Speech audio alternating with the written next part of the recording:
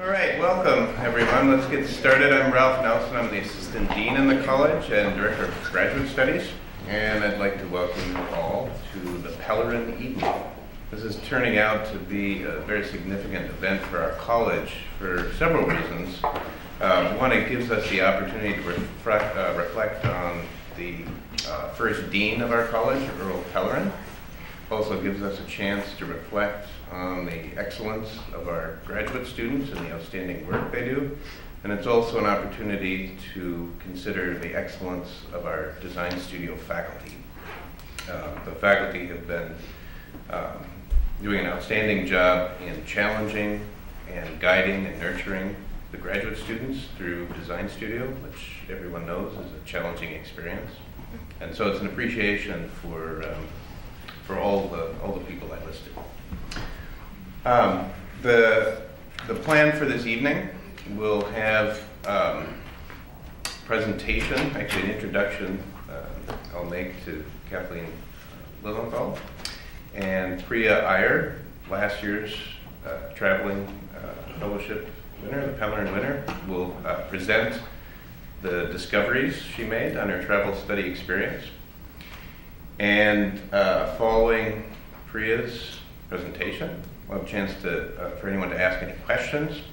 And then I'll come back and present awards for excellence in design for the students who are nominated for the Traveling Fellowship. And then Kathleen will return to the stage and announce the winner of the new Pellerin. So, without further ado, let me introduce Kathleen and as a representative of the Alumni Association. Thanks.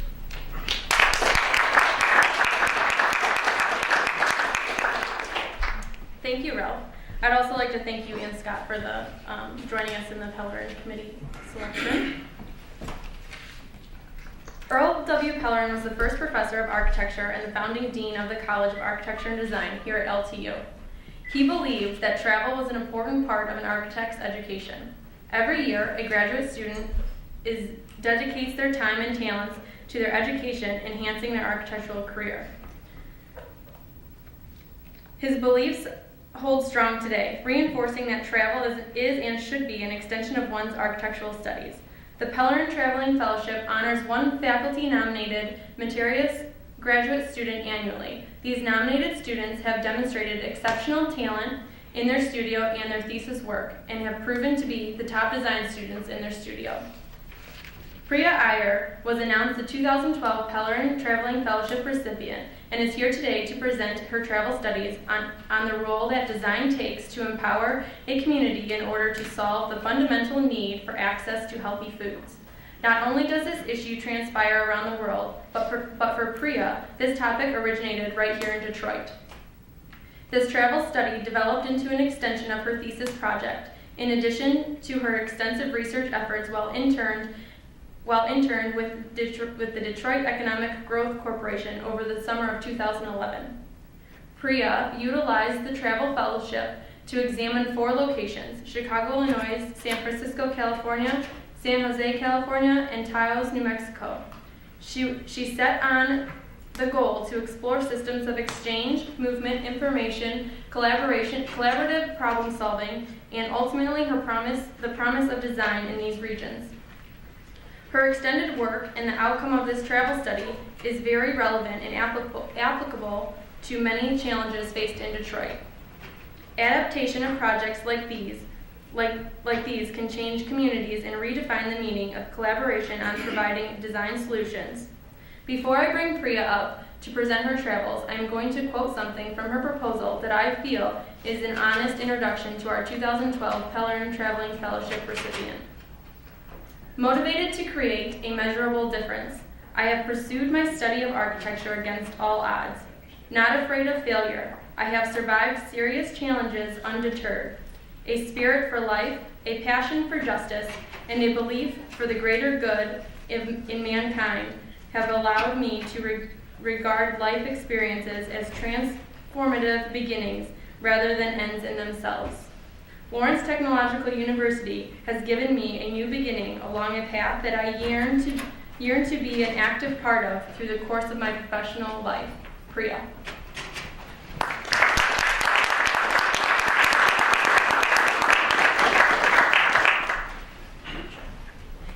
Thank you, Kathleen, and thank you all for coming here this evening. This presentation tonight actually started as part of my Massive Change Design Studio. I was posed with a challenge to come up with a design solution for food and its education. As I came up with the solution, my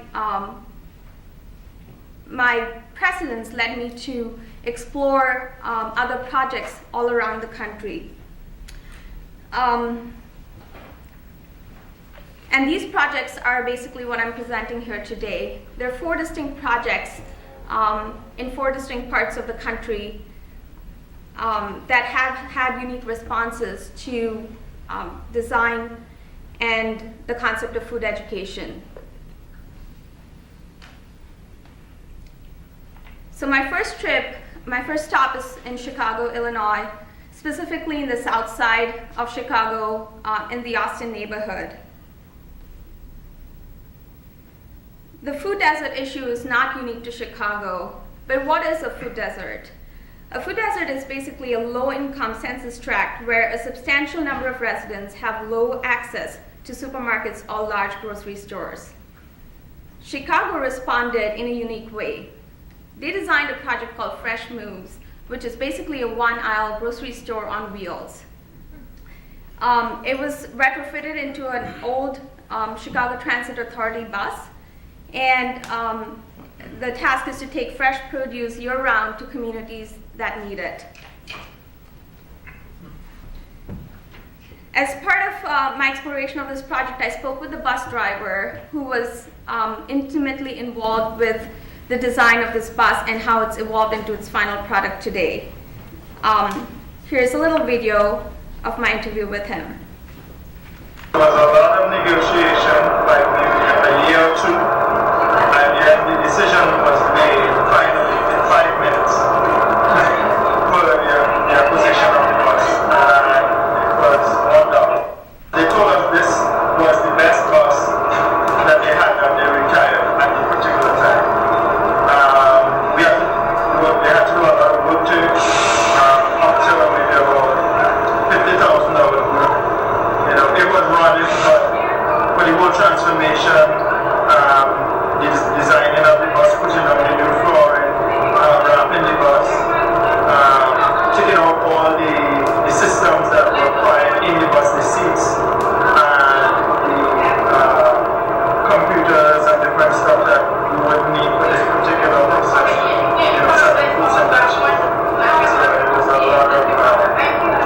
Changing the tires, overhauling the engine and stuff like that, tuning it up, getting all the license, registration, and everything.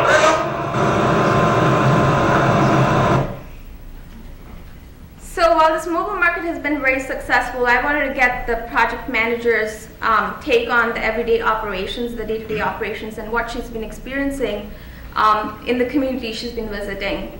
So here is Dara Cooper, who's the project manager of Fresh Moves. Love our people, and our people love us back, and we do what we do out of love. And so, how you doing? Good. Did they tell you about the promotion you guys want? Yes, I am. So you're here. Hey, all right, everyone, sit and we got you up. Okay. So it's a really great team and a great community.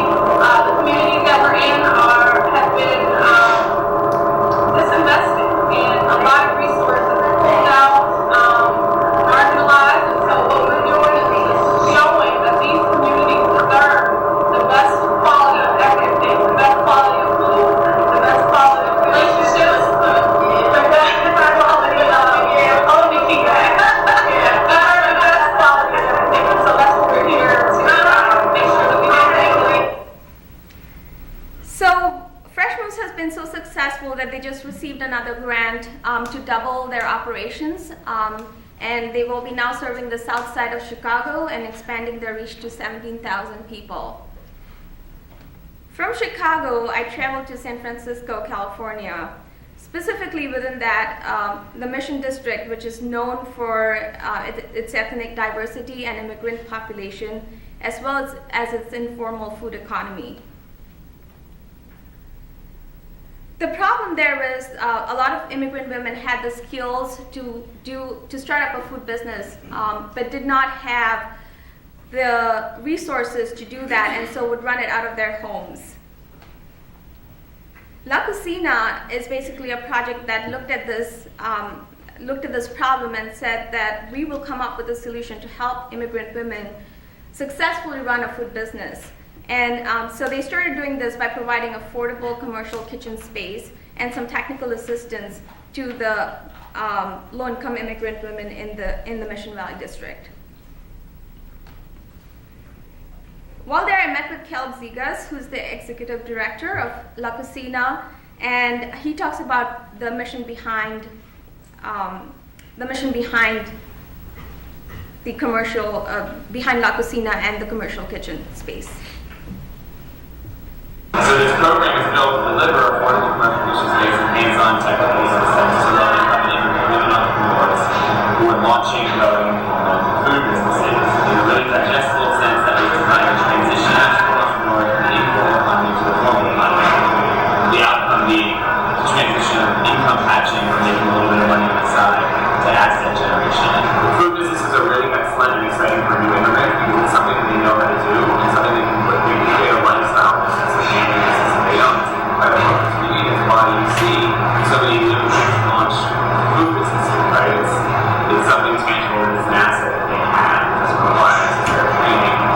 But the issue is the failure rate of those restaurants reflects a business management problem, right? Not an energy and effort or talent problem. So if this innovator can take that business management part seriously, it can create opportunity for community-based businesses to create assets on their own and pursue their dreams in a way that they permanently.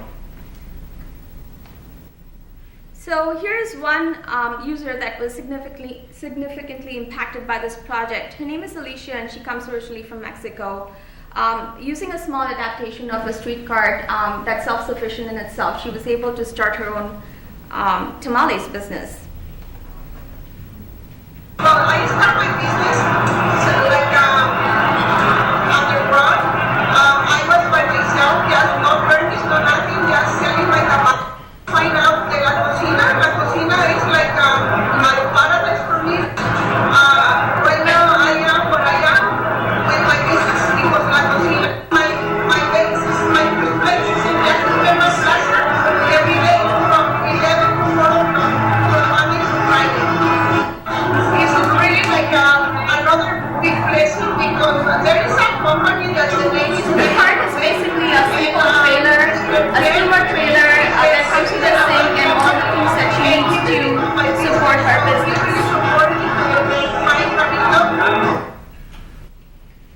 So that was Alicia.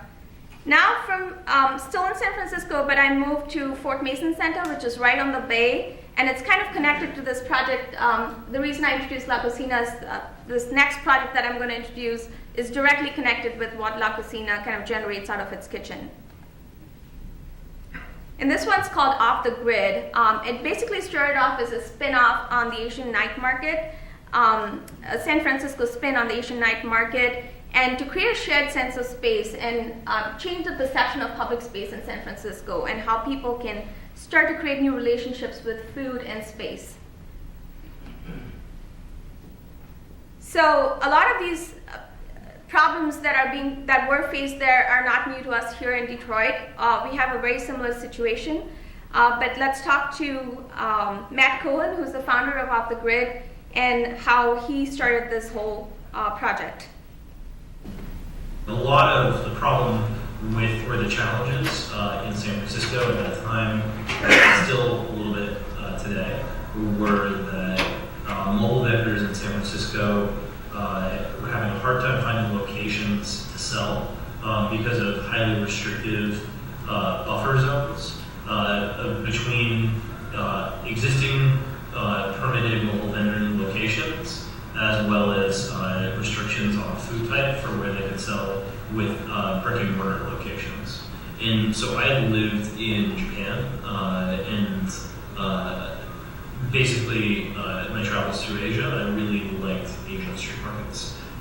Sort of the feel of energy that was around, that was a part of it, the proximity to people, the sort of sense of community and the sense of sort of activity that came from the markets themselves. And so really the first off-the-grid market, which is our Fort Nixon Center location, it was created as really us trying to do San Francisco spin on an Asian street market. We tried with the Parks Department first in San Francisco. It was a sort of unknown quantity, and I think that for street food in San Francisco prior to that, had been fighting with some pre-existing stereotypes of what street food was. As primarily an immigrant sort of driven type of food, as well as like this idea of roach coaches, and that like the food wasn't necessarily prepared in the highest quality way.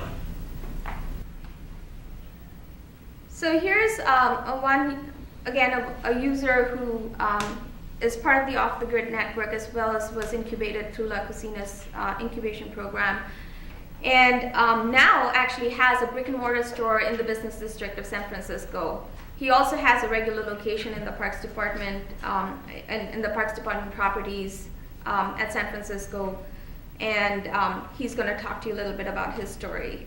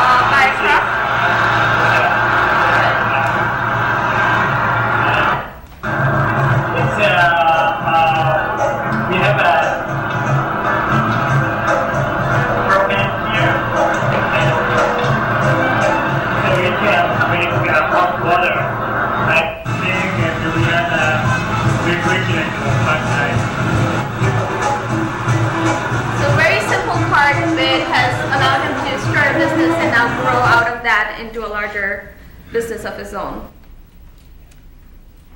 So the realization is basically that food is just a tool that has allowed to look at public space and look at people's interaction in space from a new way. And here's Matt Cohen again speaking to that. I guess in that way, really what we're trying to get people to do is rethink the way they use public space.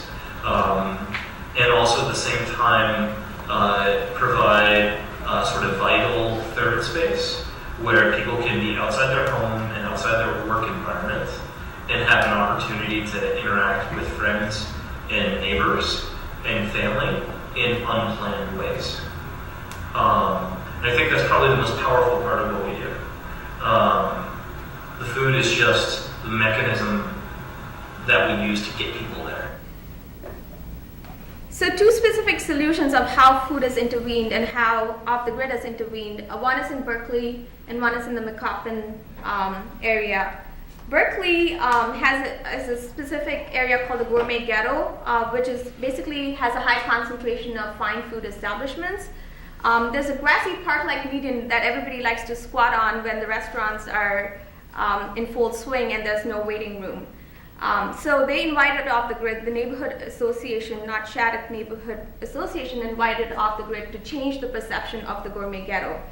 McCoppin, on the other hand, is on the edge of Mission and was known for basically questionable activities. It was surrounded by the Central Freeway ramp, and again, Off the Grid was invited to change the perception of that space.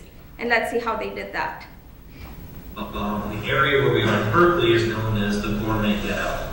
The neighborhood association was wanting was a new way of engaging with that term that was that would re-energize it.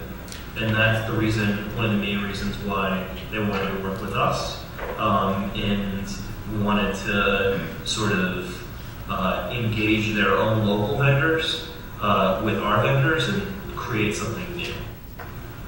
On the other hand, we have a location at our McCoppin location where it's completely about community safety and activating a space. The McCoppin location was a congregation point for homeless people and drug addicts. It was dirty. It was basically ignored and not cared for. So I think some of the lessons that we've learned from Off the Grid is that it's more than food. From there, I go down to San Jose and specifically look at an affordable housing complex within San Jose and its relationship to food.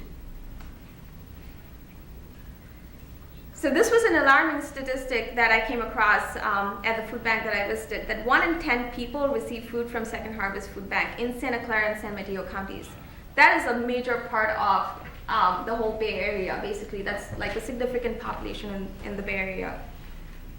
So Produce Mobile was a program that was initiated as part of the Second Harvest Food Bank as a method to provide fresh food and vegetables to low-income communities or people who didn't have access to these resources. And they wanted to create a farmer's market experience, a mobile farmer's market experience that could be easily transported from one location to another. So I spoke to the program manager at the San Jose location, and here's her take on how the program started. Second Harvest Food Bank provides food for nearly 250,000 people a month, so that's about 250,000. And that also breaks down to about 1 in 10 people within Santa Clara and San Mateo counties who receive food. We probably started about 6 years ago. At that time, our distribution was still heavy on dry goods, frozen goods. We had some produce, but not as much as we have now. Currently, 40% of our distribution is produce. And it probably started around that time when we started the Produce Mobile, because we realized that there's a lot of people that don't have access to produce. They have the Produce Mobile program, and so we wanted to sort of try to put something like that at our food bank. And so we started with just a regular truck with delivery and not using the trailer. And we found some partner agencies that was already a partner of ours that was distributing, that were pantries. So they would give a 3-day supply of food to the families. And we wanted to see if we could bring out more produce and then give those out to families as well. So that's kind of how we started. So I was able to visit one of the affordable complexes that they regularly serve. It's the Eden Housing Complex in San Jose. Very low and moderate income families typically reside there. And you can see how the farmers market experience is created with very, very simple tools. One that was theirs, which basically had this statement and their logo, the signature, and people on households. But because we're partnering with them, we put our logo on it. We also asked for property and affiliate residents know that they're on the honor system in the sense that we don't check, but they need to know that they fit into these guidelines, and most of our residents qualify for that. So our goal when we set this up was to have at least 150 participants. So it's basically a beverage truck that's been converted into a produce mobile with an electrical overhang and a storage space for tables that can come out and set up the produce for distribution. Not everybody can absolutely our neighboring properties, both within our company and with our neighbors that are even different companies of ours, but they do similar work. We invite them to come and join us, and this way we have exceeded our goal for probably our first or second month. We saw growth from going to 150 to going way over 175. I think 215 has been our highest number that we served. So from there, I traveled to New Mexico, Taos, New Mexico, which is basically at an elevation of almost 7,000 feet, and is the home to the Taos Pueblo, which is the oldest inhabited community in the United States. I believe it's more than 1,000 years old.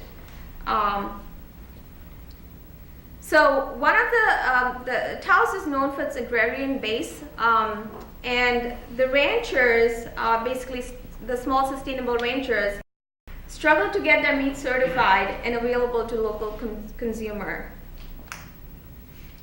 So Mobile Matanza was a project initiated by the Taos County Economic Development Corporation. It's basically a mobile meat processing unit that can process up to 10 beef, 80 lamb, and 8 buffalo on site. It processes meat year-round. The animals are basically killed on the ranch and then processed within the truck. So I spoke to the staff at the Taos Economic County Development Corporation, as well as the designer Mark Goldman, who will talk to you a little bit about how this project came into being. Patty and Terry from the TCBC met with the farmers and ranchers and asked what the TCBC, Taos County Economic Development Corporation, could do to assist them in business. And what they decided to do from the feedback was to create a cooperative organic food processing facility. Before that, the farmers only had to sell the meat at auction. They couldn't get a USDA stamp to sell it to either restaurants or personal establishment. State handed over regulation to the USDA in like 2005 or something. So not really the processing meat, they sell it for pennies on the pounds in cattle auctions. What TCBC does, Taos County Economic Development, steps in, does the regulation for the rancher, and is able to create economic stability for rural life, for sustainable agriculture. There was a bunch of regulatory hoops to go through, and everyone envisioned that this was going to be, there was going to be pools with mud and animals and eyes all around here. So there's 9 agencies that will do this, including Homeland Security. So since regulation was so key to this process, I interviewed the USDA inspector, the food safety inspector. He did not want his face or name revealed, but you can hear his voice. Okay, I'm the consumer safety inspector, and I basically work for the government. It's good to have a third-person inspection to verify the plant's food safety program, to assure that the public's getting clean product, unadulterated product. The regulations, they're not as black and white as everybody might seem.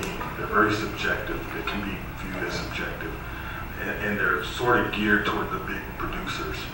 And when you have this really very, very small unit. So that's actually the meat processing mobile unit that actually goes out to the ranches.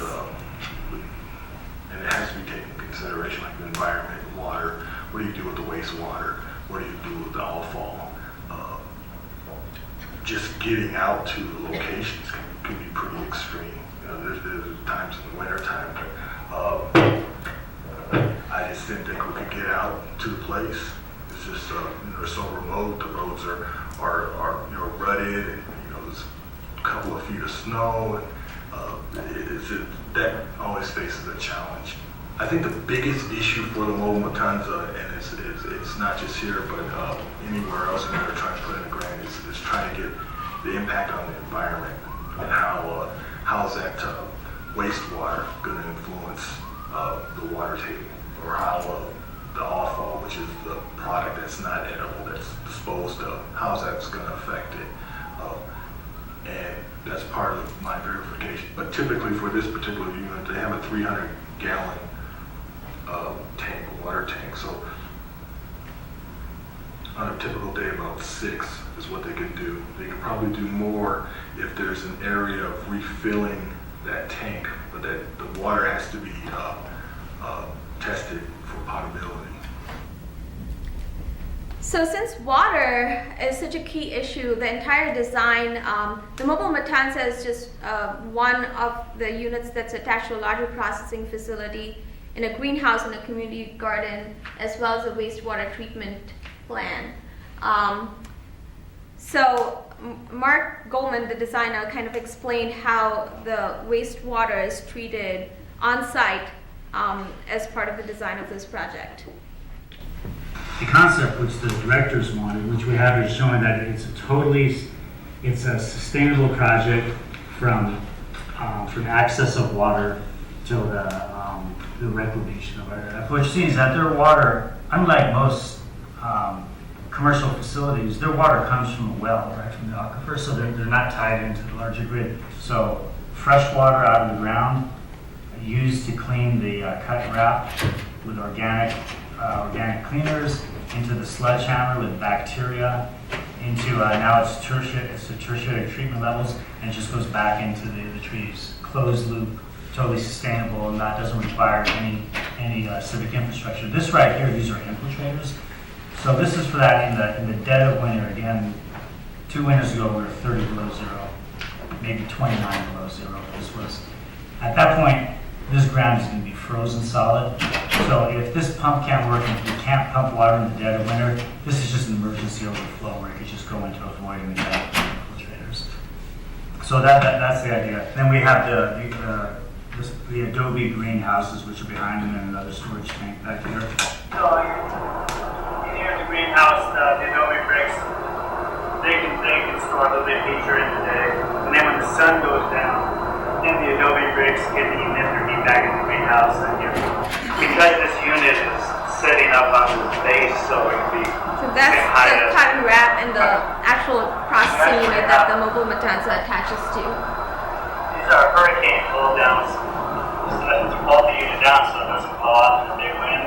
And then each one of these are mechanical access for the waste lines, the electric lines, water lines coming through here, so you could unload those and access all those lines. So I had to also speak to the main butcher involved in this project, just to get his take on what the process is like for him and his experiences on the ranch. This is Brian Trujillo, work with the Mobile Matanza, the heavy cutter here, the processing plant. Actually, it's really, all the ranchers that I've talked to, it's always been real positive and like that. They really like the service that we do. And, not everybody has a mobile in there, like that goes out. So, things like that we were able to go out and, do a slaughter for them, bring it back, and then, when I talk to them like that, I always talk to them about the cut orders, and then so, they'll even come in, and I'll show them what I'm going to do and everything like that. So, they're really happy, I have never ever had a complaint, on anything, on the slaughter or on the processing. But with this unit, like that, it creates like more slaughter during the summertime, because a lot of people are just used to gold dust and slaughter during the winter months, because it was cold then. But now with this one, we close the door, we have the refrigeration inside the trailer, the processing room, and in the holding room. So now we could slaughter year round. And that makes a lot of people happy, especially the ones that are selling their meat product to the stores or restaurants or something. So the project has been very successful so far, and they're moving into the next phase of building a retail outlet at the TCDC as an extension to the Mobile Matanza. So I want to reflect, these are the 4 projects, I want to reflect a little bit on the importance of community in all these projects. whether the projects were big or small, whether it was just an overhang for the farmers market or as intricate as the mobile Matanza, I think each one of these projects has affected the community in profound ways. And not just the individual or the community, but a larger part of the city or the county as a whole. So learning from what's going on, how do we bring this back to the Detroit context? We all know Detroiters disproportionately suffer health problems in part due to lack of access to fresh foods. The highlighted areas here in yellow and white are the areas that lack access, have the least access to fresh foods.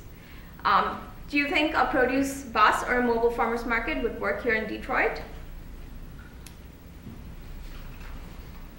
Detroit is also blossoming with young community food entrepreneurs working out of their home kitchens.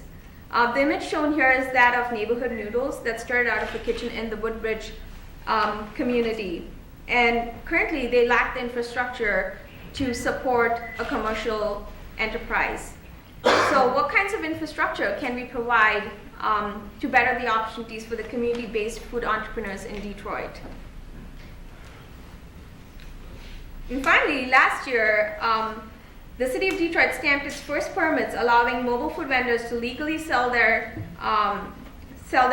produce, sell their eats in parking lots and streets. Currently, there are 61 licensed mobile vendors in the city of Detroit. Off the Grid started with 9. How can we effectively use food trucks to change perceptions of public space and safety in Detroit? And with those questions, I'd like to end my presentation tonight. Thank you all for coming.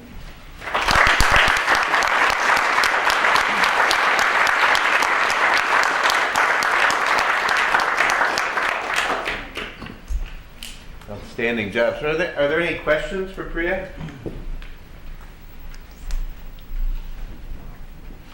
Please.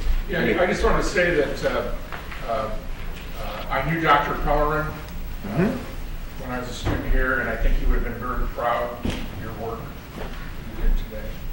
So thank you very much. Great. Thank you for that comment. That's wonderful. Over here. Paul? First of all, congratulations. It's a beautiful presentation. Thank you. Everything put together very clear and logical. Nice. My question is, what do you see you and your education will help you involve this kind of project or start this kind of project differently from the other people? So I guess the relationship between your education of Master of Architecture, towards this. Right, I see design as a really small piece in the big picture. Design is a tool that can be used in economic development and in improving social conditions, in improving environmental aspects of life. And so I think no matter which way I go, design will always be a consideration as a tool in the process that I evolve into or think about myself. Does that cover your question, Paul? Sort of. It's the beginning. Other questions or comments? Please. Yeah, I just had another one, and that was about your use of video in your presentation. And I think that's a part of your skill set that belongs in every Lawrence Tech student's quiver of arrows, so to speak, with videos on everybody's phone, with YouTube and all this stuff. It's becoming the way that people are communicating ideas. And so I think it's important for every student at Lawrence Tech to get these. This is part of their skill set. And I think it'd be interesting if you took maybe your film clips and maybe linked them together and really tried to create a more or less one-piece video of your whole experience, maybe without the PowerPoint aspects of things in it. And I think that'd be a very interesting exercise for you to do. And And then, there's other little things like when to use a directional microphone versus a more of an omnidirectional microphone that may help everybody to produce even better content. That was a great comment. Ed? Yeah, first off, Priya, congratulations once again. I want to say, first of all, just on a personal level, incredibly proud of everything you've done and look forward to everything you're going to do. But also, to talk to all the students here, one of the things that always strikes me about you, Priya, is that whereas a lot of times we go through our education, we kind of bounce around from things, trying to find what really speaks to us. You're someone that really has had, a very keen sense of what your values are, and that has led you on a personal journey to look into these issues and to really focus what you're doing upon trying to make food security and food access more of a reality for people. And so, as I said, I think that from the standpoint of my advice, using you as an example for other students who are assembled here, I think kind of finding your sort of personal mission is a great thing, and I would encourage everyone to really reflect on why it is you're studying architecture and what it is you hope to accomplish as a professional, as a person, and as part of a larger community. So again, thank you also for being a really good role model for everyone. Right. Thank you. Yeah. Well, speaking of role models, I should also mention that Professor Ed Orlowski was the one who nominated Priya for the Pellerin last year, so it's a vested interest in your future. Philza? Priya, I just wanted to say congratulations on this compilation of your work, and also it's been a pleasure to watch you in the last few years mature and grow and just develop and find how this fits into the context of the Priya that we know. I have a question though, as you were going through this experience, was there a time when people say they have aha moments? And I guess I want to know from you, was there a place or someone you spoke to or something, some time during the past year that you felt that there was a transformative moment or something that you thought, wow, I feel more enlightened because of it? And if you'd like to share that with us. Sure, I think there were many, but certainly I think what the mobile produce bus in Chicago has accomplished is just amazing. I spoke to a bunch of people who are actually using the service, and they just don't want to go to the grocery store anymore. They're so happy and proud of the fact that they can have somebody reliable bring it to their doorstep.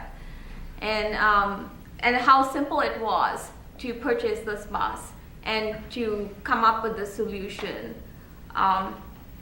I don't know what the status of the buses are in Detroit, but I'm sure there's one available that can be fairly easily transformed and used to solve a problem like that. And this specific project is also getting a lot of attention. It's in fact going into Michelle Obama's new book. And so it's really started creating this model of how, even though there's this investment in a community, that bringing in another grocery store is not necessarily the only solution that you need to depend on, but there are many alternatives. Fantastic. So I'll thank you, Priya, for an outstanding presentation. Well, one more question. Oh, I'm sorry. There is. Please. I wanted to know if this research has kind of altered your attitude toward design at all, or altered your aspiration moving forward through design. Yeah, I think I've become more open to the possibilities that exist, and not necessarily, although I would love to do AutoCAD work and work in a traditional office. In fact, that's what I'm trying to do right now. But at the same time, I think this has really opened the possibilities out there, and in so many ways you can affect design without actually really being involved in it. Now you answered my question. Yes. Hey. That's what I thought. All right, so thank you again for your outstanding presentation and Thank you, the Ralph. conclusion. Thank you all.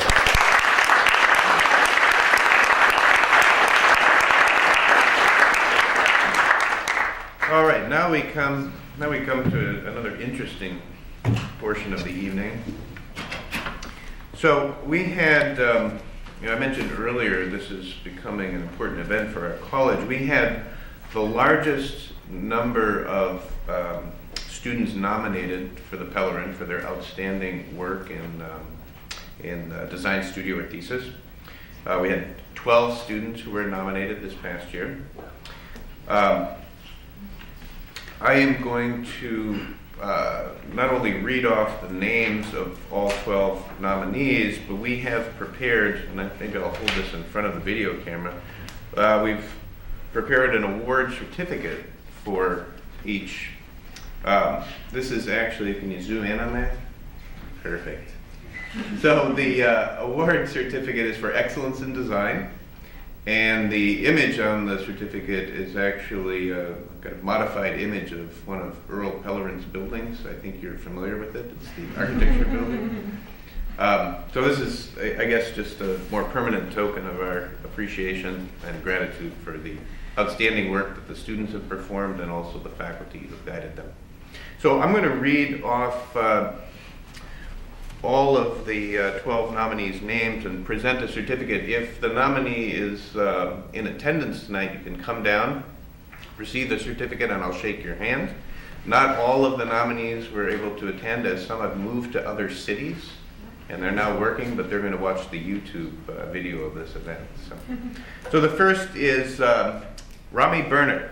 And Rami was nominated by Mark Farlow. Is Rami here at all? Okay, Mark Farlow can stand up, and maybe Mark Farlow, you can come down and receive it. You can't make it to Cleveland. No, you can't? Okay, I'll shake Rami's hand, and we'll get this to Rami. But thank you, Mark, for guiding Rami. Okay, the second is Yake Wang, and is Yake Wang here? Yes. Please come down.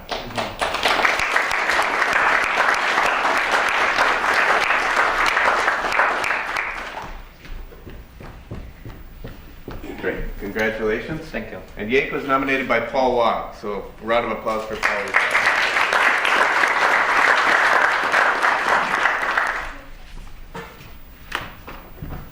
Okay, it's like the Academy Awards. The next student is Josh Wagensomer, and Josh was nominated by Jim Stevens. And is Josh here? Josh is not here. So a round of applause first for Josh. And then also for Jim Stevens. Here, I'll shake Josh's hands.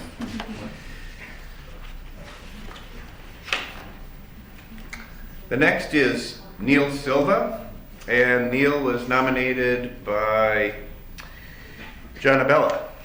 Is John Abella here tonight? Okay, neither Neil. Neil's in Boston. And he was going to try to fly down, but he had some work obligations. And actually, John is teaching studio right now, so that's why John isn't here. But a round of applause for both of them.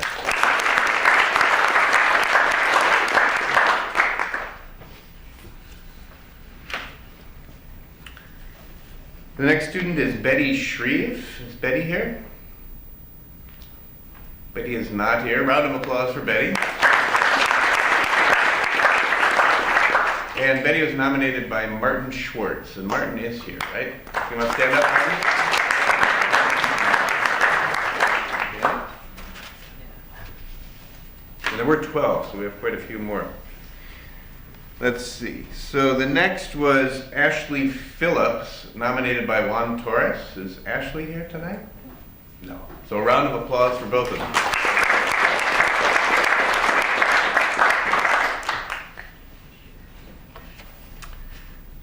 Let's see, the next is Erica Muldoon. Is she here tonight?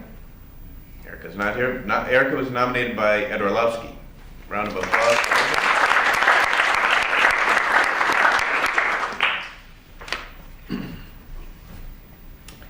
next person is Eric Klooster. Is Eric here? Eric can come down.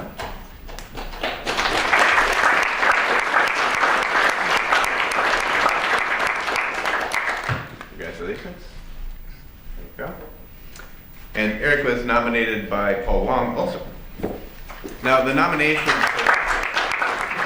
I should just make it clear, the nominations for each are for each studio or thesis group. So you'll notice a couple of students were nominated twice by the same instructor. Those were for different studios. The next student is Joel Gerber. And Joel Gerber is a student in Aaron Jones' studio. Joel is in Toronto, and Aaron Jones, I believe, might be also teaching tonight. Anyway, a round of applause for both of them.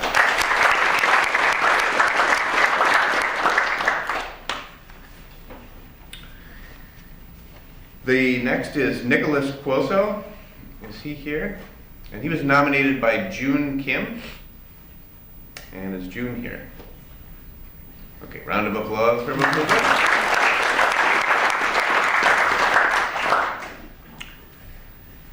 The next student is Jake Chedister. Is Jake in the audience? Jake was nominated by Jim Stevens. Again, a round of applause. All right, so number 12 is Nick Clark. Is Nick here? Nick was nominated by Art Smith.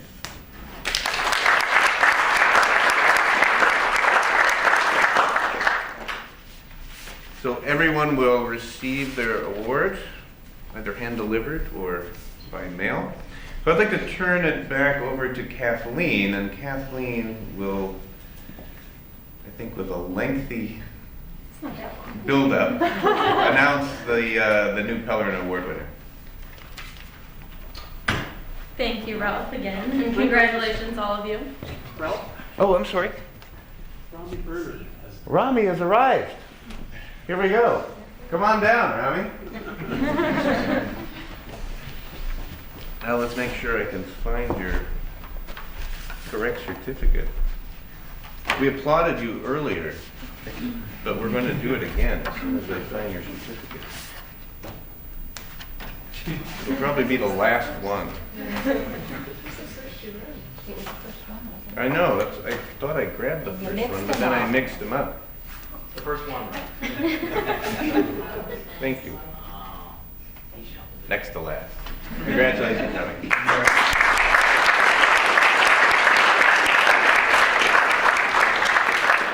All right, now back to Kevin.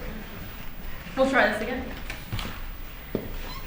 As I and Ralph already said, that the Pellerin Traveling Fellowship honors one faculty-nominated meritorious graduate student annually. All of these students demonstrated exceptional talent in their studio and/or in their thesis work, and have proven to be at the top of their class. All of the submitted proposals had unique focuses with the intention of utilizing the travel study as an extension of their work that they completed through their thesis. While all of the proposals were compiled well, 4 of the submitted proposals in fact stood out amongst all the others. They provided precision, focus, and a degree of relevance that can relate not only to the local community, but communities around the world. This year's recipient provided a proposal that was well conceived and compelling. The content directly related to the work and research that was completed during their thesis, while following the criterion required for the fellowship proposal.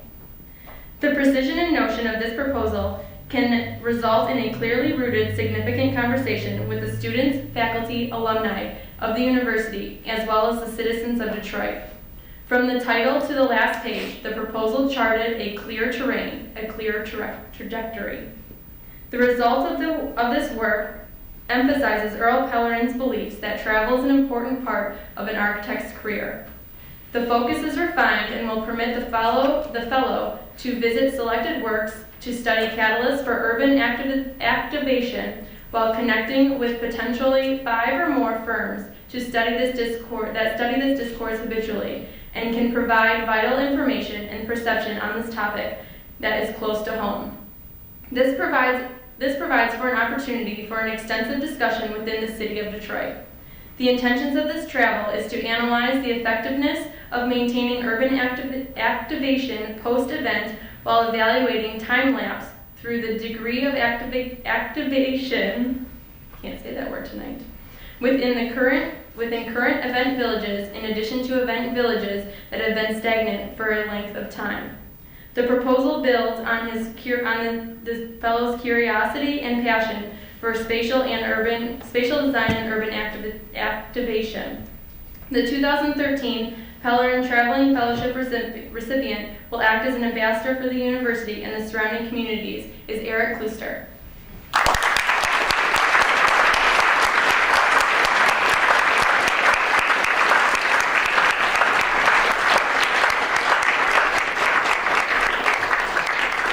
Congratulations on this honorable achievement.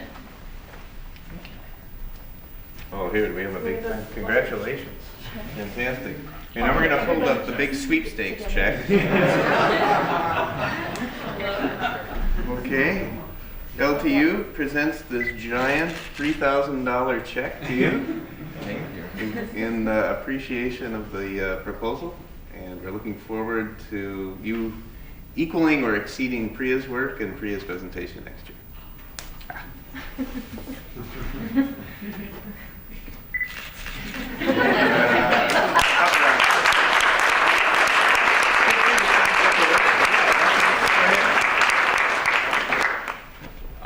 I guess I just want to say thank you to everyone involved in making this decision. I'm truly honored even to be nominated, and to be selected is kind of blowing my mind a little bit right now.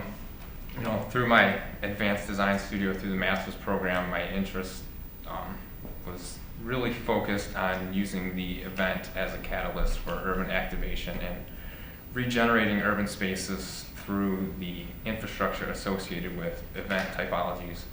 And so for my study, I intend to travel to London and study the Olympic Village post-Olympics to see how the this event infrastructure that is so geared towards a certain event has transitioned into a steady urban activator, and how those lessons can be translated to the infrastructure we have in Detroit, which Comerica, Ford Field, and that area is very event focused, and we have a strong event infrastructure, and how we can use those items as catalysts for future urban development and activation.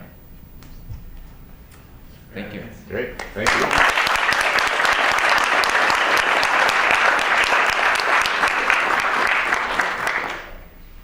We have also posted all of the proposals out on the wall directly outside this door, and Priya's and Alina's, the 2 years ago recipient, is also on this wall, so you can see everything that they've been doing and everything that we've been looking over. If you haven't signed in, there's sign-out sheets outside the door, as well as envelopes. We are trying to make an endowment for the Pellerin Fellowship so that we can continue on with this amazing work that these students are doing. So if you can donate or lend any money to these students, well, not to these students specifically, but to future students that will receive this fellowship, it would be greatly appreciated. Thank you all for coming, and we hope to see you next year around this time.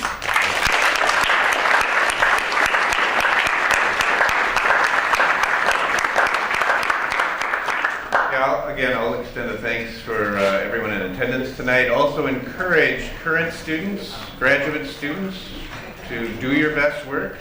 Make sure your faculty is going to nominate you, and gear up for the Pellerin next year. Thank you all.